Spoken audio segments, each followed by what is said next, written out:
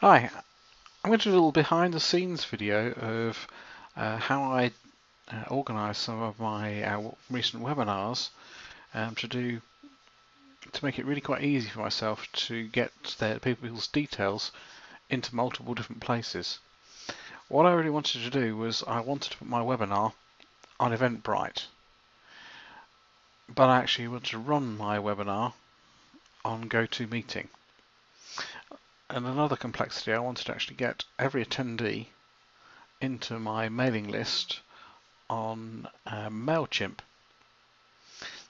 Now I've just discovered a lovely little product that makes integrating different systems a real walk in the park.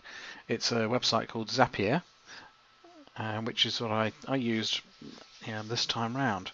So you can see I have a couple of different things. The two here that are marked with EventBrite are what are called zaps. They're things where you tell it to take information from one system and feed it into another. You obviously have to get the right security clearance and so on. So I've got the two things going on here. So as soon as I get a new somebody registering on EventBrite, it will then fire those details across into GoToMeeting. At the same time, there's another trigger that for any new attendee that adds a new subscriber. I've also got something else going on here, which is just for my admin purposes, so that just to give you another example of it, I've got every time I create a new YouTube video, it adds a note in one of my task lists to do some other jobs. So let's just have a look at how you create one of these zaps, and then you'll see how it all works.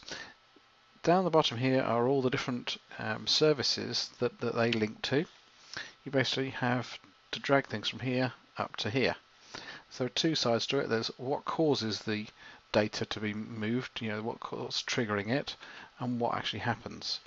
So let me just give you an example. If you find EventBrite, so I've got EventBrite, I've got choices. Depending on what you pick, it'll give you different choices. So in this case, I've got a new attendee, and then handily enough, it's on the same page. I've got GoToWebinar, so I can create a registrant. So that's what I'm going to do. And then you click create a zap.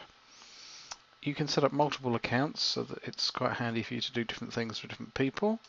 So I'm just ticking those two accounts, and what it'll then do is then give you some other details.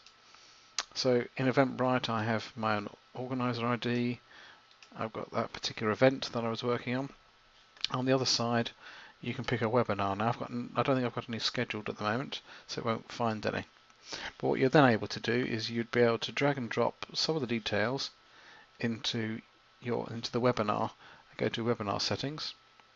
There's a few other things you can do, and then you just enable it when you're ready for it to go.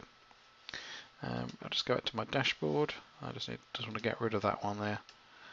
Tidy up after myself. So if we just have a look at the one I set up, for example, if I edit. This is basically run every 15 minutes if you are on the sort of low cost plan. So you won't get people synchronized straight away, but it will cause all the registration emails that you'd normally have from registering on webinar, GoToWebinar, to actually come up. So as you can see down here, there's the details of that webinar.